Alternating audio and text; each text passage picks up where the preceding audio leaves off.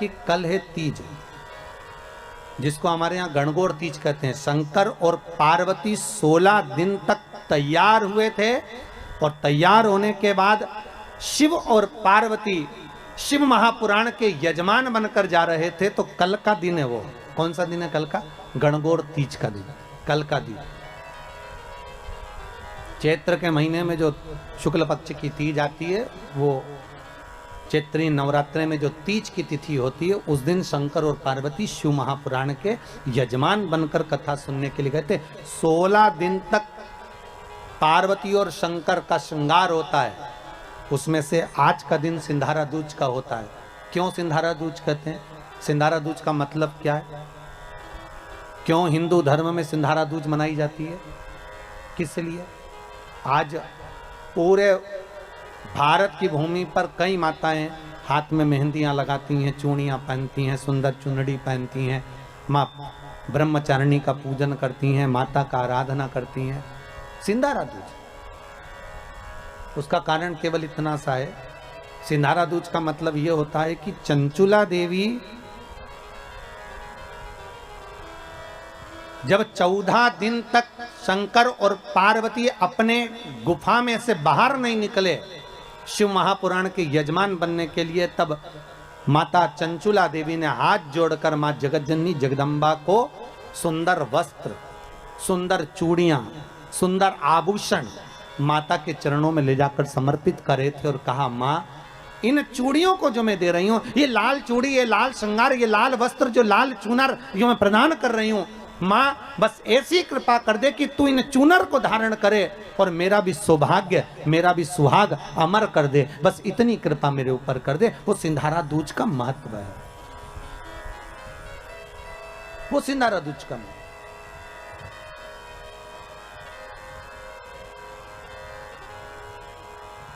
आज भारत की भूमि की सभी माताओं को सिंधारा दूज का बहुत बहुत बधाई। माता पार्वती, गणगौर महारानी, ब्रह्मचारिणी महारानी, माँ जगतजननी आपके सुहाग को अखंड सौभाग्यवती बनाए, यही भगवान से प्रार्थना। जैसे चंचुला देवी ने माता पार्वती से निवेदन करा था, आप भी एक भाव से निवेदन करें। हे मां, हे दया करने वाली, आप कृपा करें।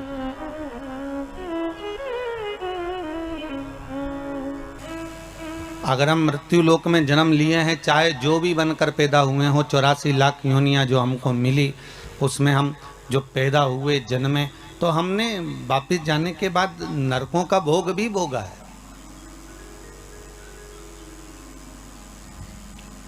पर हो सकता है कि वो नरकों का भोग भोगते भोगते जब हम थक गए हों, तो भगवान से ही हमने प्रार्थना कर ली हो कि प्रभु अब तो क्षमा करो और एक काम करो कि अब हमको वापस मृत्यु लोक में जन्म दे दो, बाकी का बचा कुचा वहां पर भोग लेंगे।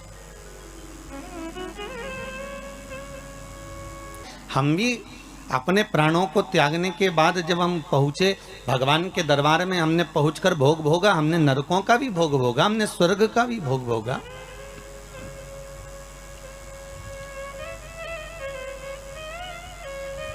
हमने नरक का भोग भोग लिया। पर जब नरकों का भोग भोगने के बाद हम थक गए, हम परेशान हो गए और बहुत ज़्यादा हताश हो गए, तब भगवान से कहा, अब हमारी छुट्टी कर दो और हमारा एक पर्चा लिख दो, हम नीचे जाके ले लेंगे। अर्थात जो बचा कुचा भोग है नरक का, बचा कुचा दुख है, तकलीफ है, कष्ट है, वो मनुष्य के शरीर में हम नीचे आकर क्यों भोग रहे हैं? क्योंकि हम उस परमात्मा से पर्चा लिखवा कर लाए हैं कि हमको बाकी का भोग हम घर जाकर भोग लेंगे, हमको जाने दीजिए, हमको यहाँ रहना नहीं है, अब हमें यहाँ से मुक्त कर दीजिए, अब हमको यहाँ से जाने दो, यहाँ सुख का भान नहीं हो रहा, अब हमें जाने दीजिए। बस यही जीवन है। दुख और सुख मानव के जीवन के पहलू हैं। और संसार सागर में अगर उसने जन्म लिया है, संसार सागर में अगर वो आया है, संसार सागर में अगर उसका जन्म हुआ है, तो संसार सागर में जन्म लेने के बाद उसको सुख और दुख का भान तो करना ही पड़ेगा, सुख और दुख का स्मरण तो करना ही पड़ेगा। उसको कर्मों का भोग तो भोगना ही पड़ेगा। इसलिए हम बार बार कहते हैं कि मत बुरे कर्म कर बंदे वरना पछताएगा, भगवान की आंखों से तू बच नहीं पाएगा, तू बच नहीं पाएगा। अरे ओ अज्ञानी मत कर नादानी। इस संसार सागर में जन्म लेने के बाद हमारे को जो भोगना है वो कर्म के अनुसार भोगना है, हमें कर्म के अनुकूल रहना है। अगर थोड़ा भगवान का भजन मिल रहा है, थोड़ा स्मरण मिल रहा है, थोड़ा संकीर्तन मिल रहा है, थोड़ा इस मानव के शरीर को पाने के बाद अगर हम भगवत भक्ति में कहीं डूबे हुए हैं तो ये परमात्मा की कृपा से ही डूबे हुए हैं, परमात्मा की दया से ही डूबे हुए हैं। और वो परमात्मा की कृपा, परमात्मा की दया सुख का मूल स्थापित करने वाली, सुख मूल को देने वाली। देखिए झाड़ू जो बनाई जाती है ना, वो स्वतः ही कचरा है। उस कचरे को साफ करने के लिए झाड़ू में बंधन होना जरूरी है। अगर वो बंधन होगा तो वो कचरा साफ करती रहेगी। उसी तरह संसार सागर में आने के बाद परमात्मा का बंधन इस मानव देह के साथ होना जरूरी है, इस आत्मा के साथ होना जरूरी है। जब ये मानव के साथ में, मानव देह के साथ में, इस आत्मा के साथ में परमात्मा का बंधन होगा तो उस बंधन से वो संसार के काम, लोभ, विषय, आसक्ति, तृष्णा के कचरे को साफ कर सकता है। उस बंधन का होना जरूरी।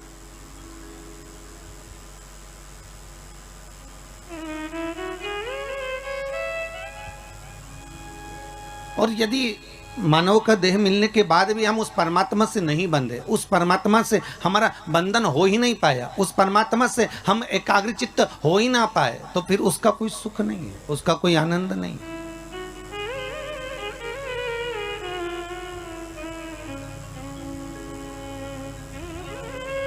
ये बंधन ये परमात्मा का है।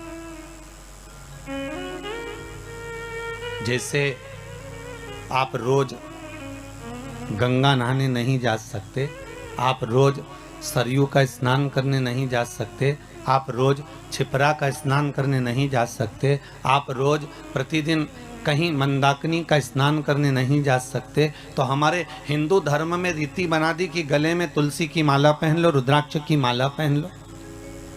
तो क्या तुलसी और रुद्राक्ष पहनने से होगा क्या? तो हमारे यहाँ शास्त्र वर्णन करता है कि हम गले में जब तुलसी की माला धारण करते हैं, हम गले में जब रुद्राक्ष की माला धारण करते हैं, एक लोटा भरा हुआ पानी भी अगर हमने अपने शरीर पर डाला तो वो तुलसी और रुद्राक्ष से होकर जब इस श्री विग्रह पर, जब इस शरीर पर जाता है, वो पानी तुलसी का लगा हुआ, वो रुद्राक्ष का लगा हुआ जल जब इस शरीर पर जाएगा तो हमें गंगा, यमुना, सरयू, सरस्वती सबके स्नान का पुण्य एक साथ प्राप्त हो जाएगा। मात्र उस जल का स्पर्श हो जाने पर, तुलसी के जल का, रुद्राक्ष के जल का मात्र अपने ऊपर सींचन ही हो जाने पर वो फल की अनुभूति हो जाती है, वो फल प्राप्त हो जाता है।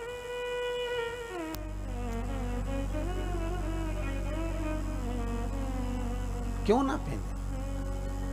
आप में से हम विचार करें, जितने लोग टीवी चैनल के माध्यम से कथा सुन रहे हैं,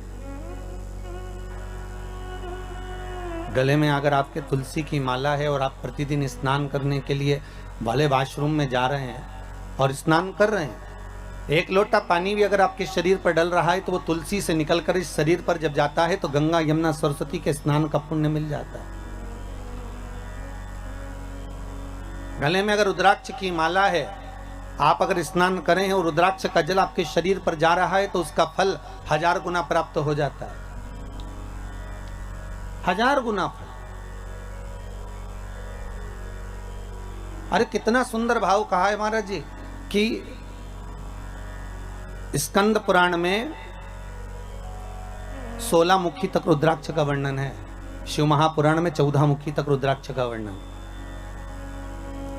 शिव महापुराण और स्कंद पुराण कहती है कि मात्र अगर रुद्राक्ष का जल ही, केवल एक रुद्राक्ष का, अगर असली रुद्राक्ष अगर आपके पास में है और उसको पानी में गलाया गया है और उसका जल ही अगर हम आचमन कर लिया तो उससे भी हजारों रोग हमारे समाप्त हो जाते हैं। मात्र रुद्राक्ष का जल का आचमन ही कर लेने पर वो औषधि का कार्य भी कर जाता है, वो आनंद की अनुभूति भी कर जाता है।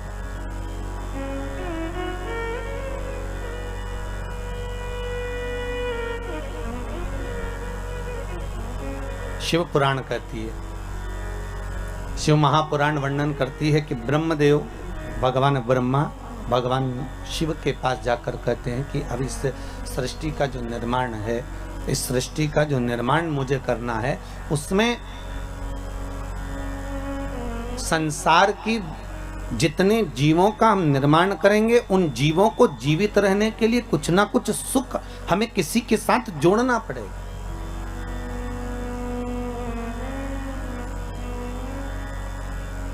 और जब तक हम इन सुख को जोड़ेंगे नहीं तब तक वो जीवित नहीं। जैसे मछली को बनाया तो सबसे पहले जल से पूछा गया, है जल नारायण आप बताओ, हम मछली बना रहे हैं, आप इसको साथ दोगे? आपको जीवित रखना पड़ेगा इसको। तो जल ने कहा क्यों नहीं, अगर ये मछली जब तक पानी में रहेगी, जब तक जल के अंदर रहेगी, तब तक ये मछली जीवित रहेगी। अगर ये जल में है, अगर ये जल में विराजमान, तब तक ये जीवित है। बस इससे निवेदन केवल इतना है कि ये मछली जल से दूर ना जाए। मेरा संग अगर इसके पास में है, मेरा साथ अगर इससे जुड़ा हुआ है, तो ये फिर मरने वाली नहीं है, ये पक्का है। ठीक है, मछली से कहा आपको जल के अंदर रहना पड़ेगा, जल का संग मत छोड़ना, तो आप जीवित रहोगी। मछली ने कहा ठीक। फिर वृक्षों को देखा, क्योंकि 84 लाख योनियों में 20 लाख योनि तो ये वृक्ष पेड़ पौधों की है। इन वृक्षों को जाकर निवेदन करा कि अब आपका हम निर्माण कर रहे हैं, पर आपका निर्माण तो कर रहे हैं, पर आपको जीवित रहना है। तो पृथ्वी से कहा कि आप इन वृक्षों को जीवित रख सकती हो? पृथ्वी ने कहा क्यों नहीं। बस बात इतनी सी है, अगर वृक्षों को जीवित रहना पड़ेगा तो पृथ्वी कहती है मुझसे जुड़ा रहना पड़ेगा। अगर ये मुझसे जुड़ी रहेंगे तो इनको मैं जीवित रख दूंगा।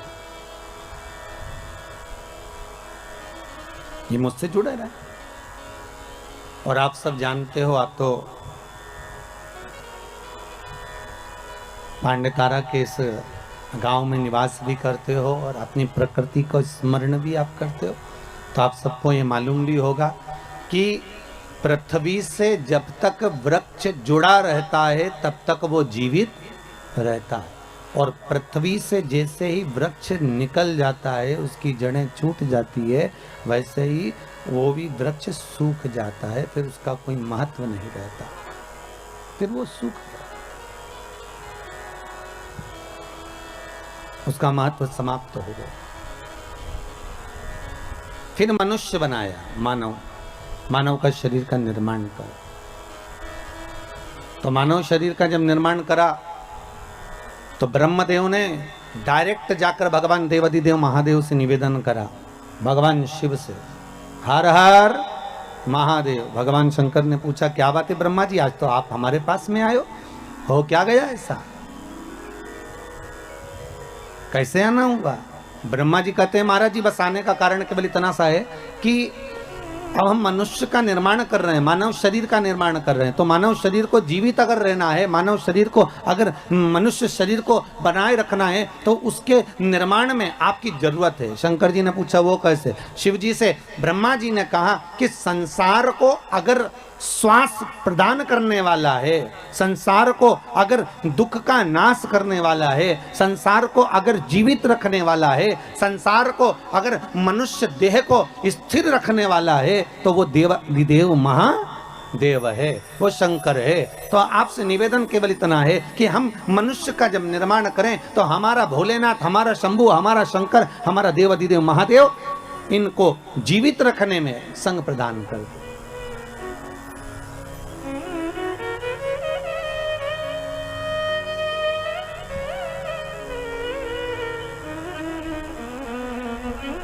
इनको जीवित रखना है। अगर मनुष्य को जीवन दान दिया है तो ब्रह्मा जी कहते हैं कि शंकर आप ही दे सकते हो।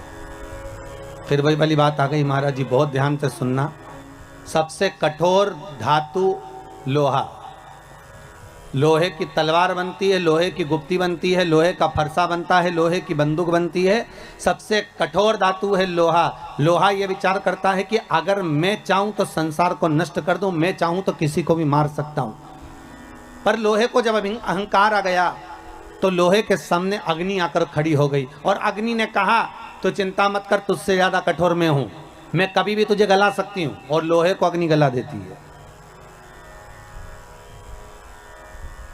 फिर एक दिन अग्नि को भी अहंकार आ गया और अग्नि ने विचार करा कि मैं इतनी प्रबल हूं कि सब जगह पर आग लगा सकती हूं, सबको नष्ट कर सकती हूं। तो वहीं आकर पानी खड़ा हो गया। पानी ने कहा घबरा मती, तुझसे ज्यादा कठोर मैं हूं। एक लोटा पानी डाला ना, ठंडा कर दिया। अब पानी को अहंकार आ गया। पानी को लगा कि मैं सबसे ज्यादा कठोर, कहीं पर भी तहलका मचा सकता हूं, हर किसी को नष्ट कर सकता हूं, किसी को भी डुबा सकता हूं, किसी के भी घर बस्ती को मैं पानी में ले जा सकता हूं। तो पानी के भीतर अहंकार था, वहीं पर आकर मनुष्य खड़ा हो गया। मनुष्य ने कहा चिंता मत कर, एक लोटा पानी भरा, वहीं खड़े खड़े डकार गया। ले अब देखिए, लोहे से ज्यादा कठोर अग्नि, अग्नि से ज्यादा कठोर पानी, पानी से ज्यादा कठोर मनुष्य। और मनुष्य ने विचार करा कि मैं सर्वस्व हूं, मेरे बराबर कोई नहीं हो सकता। अहंकार में जब मानव डूब गया तो मनुष्य को बीमारी निगल गई। बीमारी ऐसी लग गई, बीमारी ने कहा तुझसे ज्यादा कठोर मैं तुझे पूरा निगल सकती हूँ। एक बीमारी मनुष्य के शरीर में लगती है और वह अच्छे अच्छे सूरमा को भी निगल जाती है। पर बीमारी ने विचार करा कि मेरे बराबर कोई नहीं हो सकता, मैं अच्छे अच्छे को निकल गई, अच्छे अच्छे सूरमा को भी निकल गई। तो बीमारी ने जब अहंकार करा, उतने समय में स्वयं कालों का काल महाकाल आकर खड़ा हो गया और बीमारी को ही निकल गया। क्योंकि अकाल मृत्यु वो मरे जो काम करे चंडाल का, और काल उसका क्या बिगाड़े जो भक्त हो महाकाल का। भगवान शंकर की अगर आराधना कर रहे हो, शिव की उपासना कर रहे हो, शंकर की भक्ति में अगर डूबे हुए हो, शिव आराधना में डूबे हुए हो, अगर शंकर के अनुमोदन में डूबे हुए हो, तो ये पक्का है कि काल भी आपको कुछ बिगाड़ नहीं सकता। काल भी नहीं बिगाड़ सकता। बस थोड़ा जागरूक हो।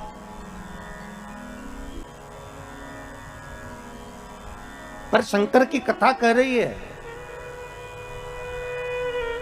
जैसे तुलसी